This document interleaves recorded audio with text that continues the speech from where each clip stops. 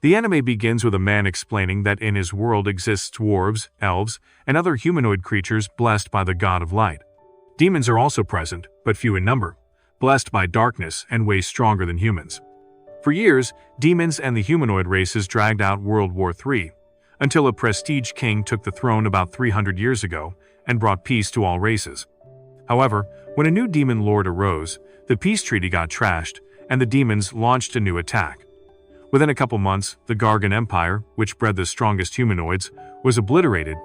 Since the humanoids' homes are the remaining forces march forward in a desperate attempt to end the demon lord. On the battlefield, a Hellboy with animal fur shows up to kick ass. A girl wielding a massive blade leaps toward him, and the two engage in an intense battle. Meanwhile, the protagonist Leonard and a group of warriors make their way through the demon lord's castle when they're caught off guard by an explosion. The blast injures one of his comrades, who tells the others to continue without him like Master Oogway, while he claps these she-demons then isekai them. Soon, Leonard stops at a massive door, convinced the demon lord is inside. He drinks some prime energy drinks before entering. Inside, they see a glowing crystal, and like every greedy wretch, Leonard tries to grab it, only to almost get killed by dark energy balls falling from above. Luckily, his friend saves him like Supergirl. However, her magic is no match for the demon lord, and the attack wipes her from existence. Just then, the demon lord slowly descends to the ground while Leonard boils with anger. The demon lord was watching Solo Leveling, and these heroes disturbed him. So, the demon doesn't hesitate, sending attacks at Leonard, desperate to return to his anime. Leonard manages to land a hit, but the demon regenerates instantly like Wolverine before releasing the same attack that made Leonard's girlfriend disappear. Shock, Leonard asks Ugly about the attack, and he tells Leonard it's a high-level spell that erases everything, even his nasty browsing history. Realizing he's shit compared to the demon lord, Leonard resorts to his most powerful attack, which might end his life. Ugly decides to step it up a notch too. Suddenly, blue energy emits from Leonard's sword, surrounding him as he runs toward the demon's ass, deflecting all its attacks. With all his strength, he pierces his sword through Ugly, killing the demon lord, who explodes into a pile of feathers. While on his knees, Leonard rejoices it's finally over. But the silence makes him sad as fuck, because all his friends are now adventurers in another world. Fatally injured, Leonard falls to the ground, saying he can finally join them. However, the glowing crystal grabs his attention. With his last bit of strength, Leonard climbs up to the altar and grabs the crystal, which teleports him into the past. Leonard wakes up in his room, confused why he was just at the demon lord's castle a second ago and now back in bed. Curious, he looks out the window at the peaceful kingdom, but flashes of the destroyed version start playing in his head. Crying, Leonard thinks he might be dreaming, until his friend Lisi walks in, surprised that this otaku loser who usually sleeps until midday is up so early. Since he's not responding, she asks if he's hungry, but he hugs her, saying yes he's hungry, but for her. Even if it's a damn dream, Leonard is just happy to see Lisa alive. The moron is so excited he starts fumbling her rice cakes, making her face red as fuck. Losing balance, the two idiots accidentally fall onto the bed in an awkward position and just stare at each other instead of tearing up the sheets. Reaching her limit, Lise almost punches Leonard to the moon like Boros did to Saitama, showing that one-punch girls exist too.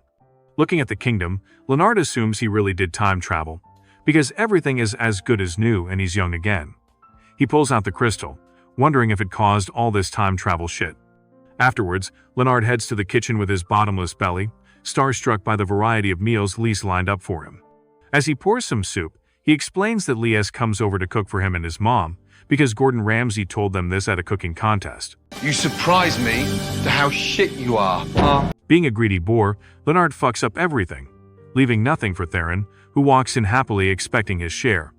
He searches all the pots, but Leonard already got to everything like a cockroach. Turns out, Theron is Leonard's fighting partner, and Naruto from Sheen asks the shithead why he's staring at him. Leonard laughs, saying nothing, before asking Theron what year it is. Theron tells him it's the year 2823, scaring the shit out of Leonard, because how the fuck he was just in the year 2831, and now it's 2823. Theron then reminds Leonard it's his birthday today, so he lets the greedy pig go, saying the meal was a birthday gift. When Theron leaves, Leonard wonders what the hell to do, so he goes to meet up with the book nerd of the group. He catches her reading manga and instantly gets a flashback of her lifeless body leaning up against a wall. The duo has a small chat. Then Leonard tells her he wants to ask something important. After they sit on a couch, Leonard asks if time travel spells are possible, which she confirms. She explains there are spells that affect time, but nobody can use them except this one shit-face. Despite time travel spells being a reality, Urza doubts the caster would be able to go back years into the past, since it would require a ton of magic that has to be built up over time. So, Leonard suggests, isn't it possible, in a short period, if the caster uses a relic that turns life force into power? Since Leonard is spitting out knowledge a low IQ dumbass like him shouldn't have, Urza asks where he got all this info, and the dork says he saw it in a manga. Even with such a relic, Urza says he'd need half the lives on the continent, and he remembered the ton of corpses seen at the Demon King's castle. Reaching for a book, Urza shows Leonard a dragon, saying if any relic exists that can store immense magic, it has to be the heart of this divine dragon. Many civilizations retrieved the dragon heart, but its power caused every single one to perish. Urza tells Leonard the dragon heart's been undetected for years.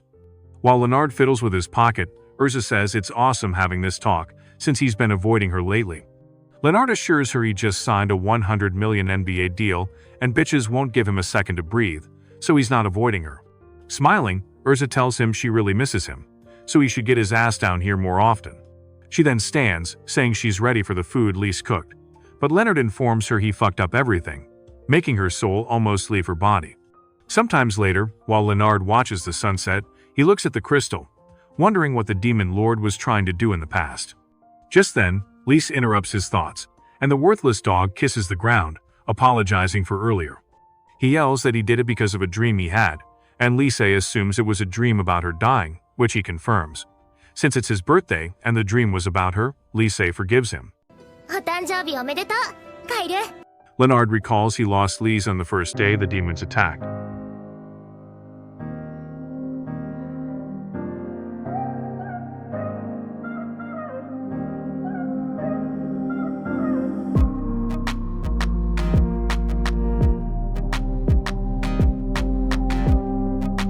Forgetting he's literally talking to Lise, the punk goes down memory lane until she has to snap him out of it, saying he's creeping her out. That moment, Leonard realizes if he just sits around watching anime and eating Takis, he'll lose everything again. God hits him with a wake-up call, and he declares he'll change his fate and this stupid world's fate too. どんな手を使ってでもだ。俺が必ず。 The next day, Leonard creates a replica of the demon lord he defeated to spar with, but even a replica kicks his worthless ass.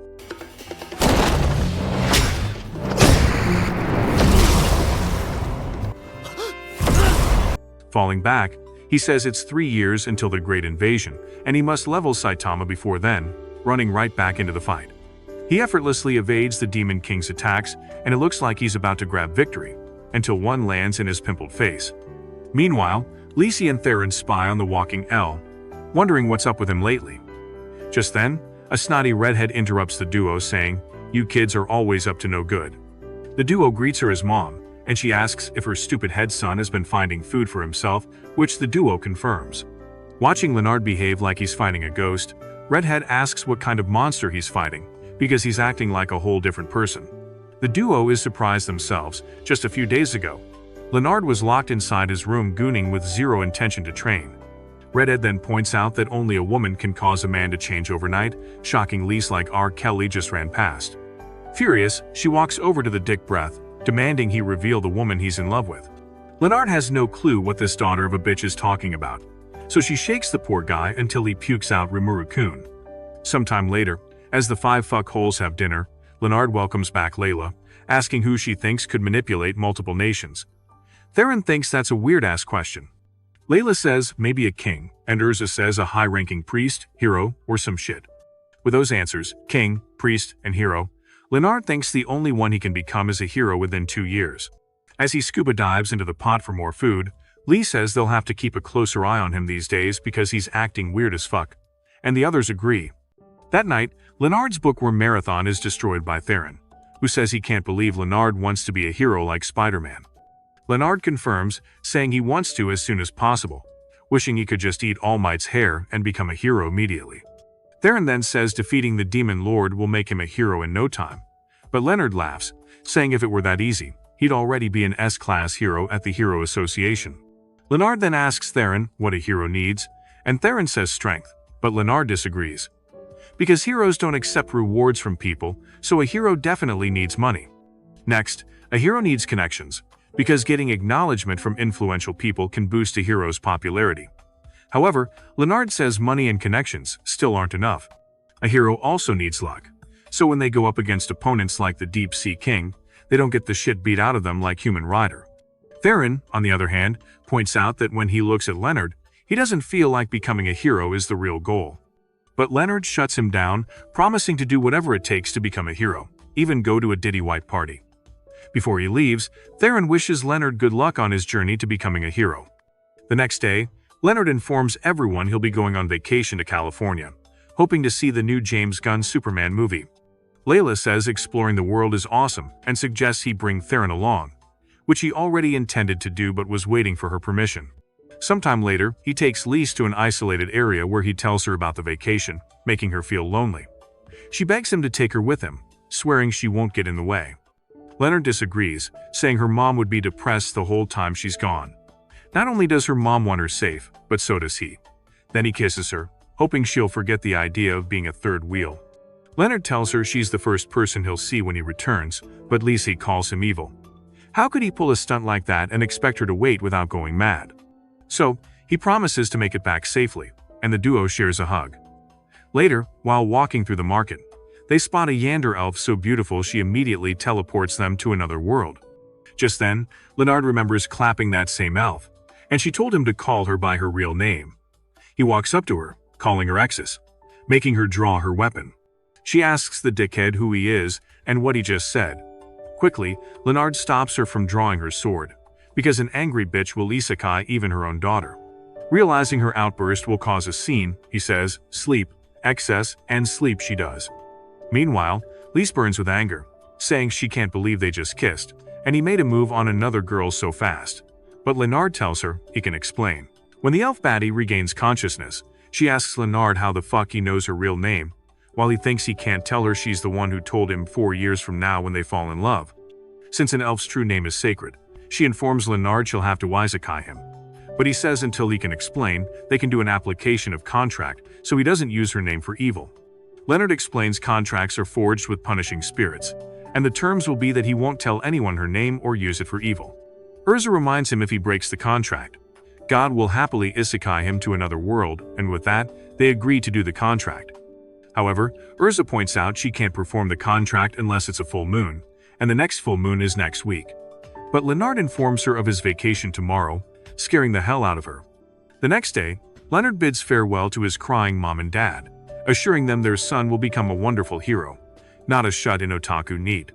While walking, Theron tries rizzing up Urza, saying he's delighted that a cutie decided to join their party, but she informs him she's only here to watch Leonard. Meanwhile, Lise notices they're not heading in the direction of the royal capital, and Leonard tells her that's for later. First, they go to the Sunguard Mountains. He then asks if they know the legend of Zaros, the Magic Queen's labyrinth, which everyone knows, but they all suggest it's just a legend. Out of nowhere, Leonard pulls out a map of the labyrinth, saying it even details the rooms with treasure. But Theron says he got scammed. In his mind, Leonard knows they won't believe a legend like that until Urza points out the map was made from a magic tree over 1,000 years old, so it's no fake. This blonde fuckhole never believed Leonard, but as Urza remarks it's genuine, he instantly believes it. Pointing at the map, Lise says the room where the treasure's at seems far down, but Leonard assures her he has a plan, which turns out to be digging. Theron asks why they're taking the hard route, and Leonard informs him the labyrinth is full of dangerous traps. Down here, they won't encounter any. He says there are even magical weapons, surprising Theron. Leonard knows this because he'd already raided this labyrinth. Urza then interrupts the duo, asking Leonard why he's using spirits to dig instead of a tractor, and he says it's to cut costs. That night, while they feast on monsters like Delicious in Dungeon, Leonard remarks how food tastes better after hard labor, and Lise gives everyone permission to eat down the place if they want. Looking at Uncle Bear, who's now a mosquito in another life, Urza asks Lise if she slayed it, which she confirms, claiming she did it with her hand.